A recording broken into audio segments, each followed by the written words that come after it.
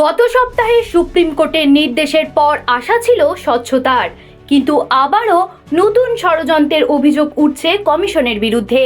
তাই এবার বিধানসভা ভোটের প্রাক্কালে সরাসরি নির্বাচন কমিশনের দপ্তরে হানা দিল তৃণমূলের প্রতিনিধি দল।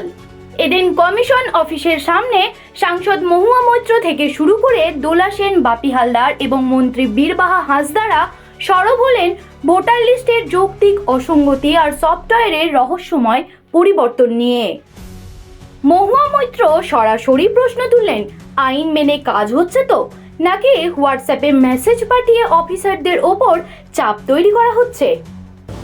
আপনারা জানেন যে গত সপ্তাহ আমরা একটা সুপ্রিম কোর্টের অর্ডারের আগে আমরা একটি সাংবাদিক বৈঠক এখানেই করেছিলাম।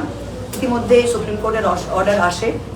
সুপ্রিম কোর্টের অর্ডারের পর আপনারা দেখলেন যে নির্বাচন কমিশনের অফিস থেকে বলা হলো যে এলডি লিস্ট, যেটা প্রত্যেকটা গ্রামে ওয়ার্ডে বিডিও অফিসে টাঙানোর কথা ছিল, ওরা বললো যে আমরা 24 তারিখ টাঙিয়ে দেব। কিন্তু 24 তারিখ রাত 8টা অব্দিও সেই ডেটাটা পোর্টালে আপলোড হলো না। 8টার পর আপলোড হলো এবং কি দেখা গেল যে 1.3 crore যেটা এলডি, যেটা যৌক্তিক অসঙ্গতি, লজিক্যাল ডিসক্রিপেন্সি, তার সাথে আনম্যাপড, মানে যাদের যেই 32 লক্ষ লোকের কোনো 2002 এর রোলের সাথে কোনো লিঙ্ক পাওয়া যায়নি, এই দুটোকেই ওরা একসাথে করে, কেন? জাস্ট কনফিউশন ক্রিয়েট করার জন্য। সুপ্রিম কোর্টের অর্ডারে পরিষ্কার লেখা ছিল এলডি কোর্সগুলো টানাবে, সেইখানেও একটা গেম খেলে তারা এলডি আর আনম্যাপ দুটো 32 লক্ষর সাথে এটা গুলিয়ে দিয়ে লিখলো। আর লিস্টের মধ্যে লেখা আছে সাইডে এলডি ইউডি, এটা যেন আপনার গ্রামের লোক যেন বুঝবে, আরো কনফিউজিং করে দিল প্রত্যেকটা বুথে পাওয়ার জন্য। তারপর কি দেখা গেল, উইচ ইজ মোস্ট ইম্পর্টেন্ট, যে সফটওয়্যারটা প্রতিদিন চেঞ্জ হচ্ছে।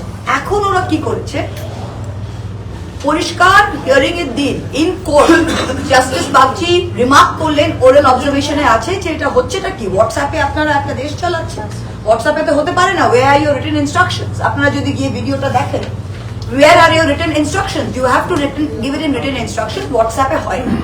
সেটা করার পরও 22 তারিখে এই অফিস থেকে ডিওদের একটা মেসেজ পাঠানো হয় যে মাইক্রো অবজারভার এমও দের লগ ইন আইডি আপনারা তৈরি করে আমাদের পাঠান। এই এমওরা কে আর কেনই বা তাদের ডিওরা লগ ইন আইডি দেবে সফটওয়্যার পোর্টালে? এটাই তো প্রশ্ন। এমও যেটা ওরা রেফার করে ERMO, এটা in law neither in People's Representation Act nor in the manual in any statute এই পজিশনটা রয়েছে। আমাদের কি আছে? আমাদের আছে একটা আরও রোল অবজারভার থাকতে পারে, যা যে ডিওর উপরে কাজ করতে পারে, সেটা divisional commissioner or higher. That is the only provision that is allowed in the ECI manual. এর বাইরে কোনো এমও বলে কোনো জায়গা নেই। অথচ ওনারা বলেন, প্রত্যেকবার আমরা এখানে আসি বলে আমরা তো কিছু করি না, দিল্লি থেকে করে। অথচ 19 ডিসেম্বরের এই চিঠিটা আপনাদের কাছে রেখে যাব, পরিষ্কার লেখা আছে, from the Election Commission to CEO West Bengal, I am directed to refer to your letter regarding the proposal for appointment of micro observer. The Commission has agreed to your proposal to engage micro observers. মানে এখান থেকে proposal পাঠিয়েছে আর election commission সেটাকে hack করেছে, তাই জন্য অন্যান্য কোনো স্টেটে মাইক্রো অবজারভার নেই। গেমটা বুঝতে পারছেন? তারপর ওরা বলবে আমরা কি করবো, ইলেকশন কমিশন পাঠিয়েছে। আপনি প্রপোজাল পাঠিয়েছেন এই অফিস থেকে, তবেই পাঠিয়েছে। আর any government order has to be backed by statute. কোনো অর্ডারের পেছনে একটা আইন ব্যাকিং থাকতেই হবে, যেটা এর ক্ষেত্রে নেই। আর এখন একটা ইআরও, একটা বিডিও, একটা এসডিও যে ইআরও কাজ করছে, তার কাছে কোয়াসি জুডিশিয়াল পাওয়ার থাকে, মানে সে হিয়ারিং করে সম্পূর্ণভাবে তার নিষ্পত্তি পাওয়ার অথরিটি তার কাছে থাকে। এখন দেখুন এই এমওদের লগ ইনটা কেন চাই, ওদের পোর্টালে এখানে দেখা যাচ্ছে একটা কলাম তৈরি করে দিয়েছে, এমও অ্যাকশন, এগ্রি ডিসএগ্রি। মানে কোন এলআইসি, পোস্ট অফিস ডিপার্টমেন্ট আর যে কোনো ব্যাংকের কর্মচারী এসে, হ্যাঁ, একটা এসডিও র্যাঙ্কের অফিসার একটা ভিডিওর সাথে বসে এগ্রি ও ডিসএগ্রি করার তার থাকবে, আর তার কোয়াসি জুডিশিয়াল পাওয়ার নিয়ে যাবে। এই এমওটা কি নট ব্যাকড ইন ল?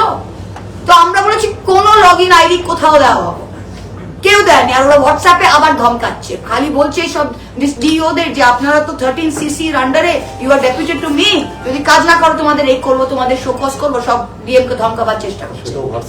সেটাও হোয়াটসঅ্যাপে দিচ্ছে সুপ্রিম কোর্ট বলার পরও।